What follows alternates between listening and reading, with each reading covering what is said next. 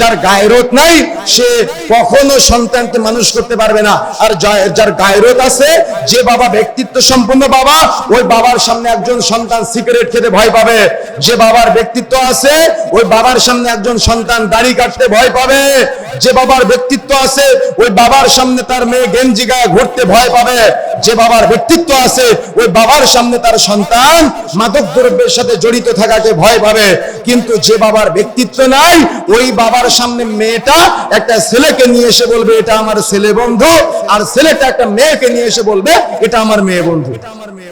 কি তাই না? সমাজের বাস্তবতা নেই এগুলা।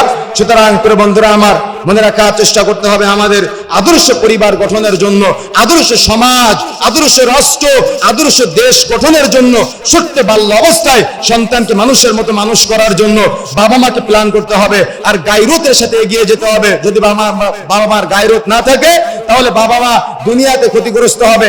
সন্তানকে ডানে যেতে বলবেন, ও বামে যাবে। সন্তানকে বামে যেতে বলবেন, ও ডানে যাবে। ও আপনার কথা শুনবে না, ও আপনাকে ইজ্জত করবে না, ও আপনাকে সম্মান করবে না, ও আপনাকে মূল্যায়ন করবে না। যার বাস্তব চিত্র আজকে আমরা আমাদের সমাজগুলোতে দেখতে পাচ্ছি। এই জন্য প্রিয় বন্ধুরা আমার, সন্তান যত বড় হবে, মূল কথা হলো অভিভাবকরা কখনো সন্তানের সামনে বা ছোটদের সামনে কখনো পাপ করবেন না, গুনাহ করবেন না, অন্যায় করবেন না। যদি করেন তাহলে তারা কিন্তু আপনাকে ইজ্জত করবে না, তারা কিন্তু আপনাকে মর্যাদা দিবে না, তারা কিন্তু আপনাকে সম্মান করবে না। এই জন্য এরপরে আসেন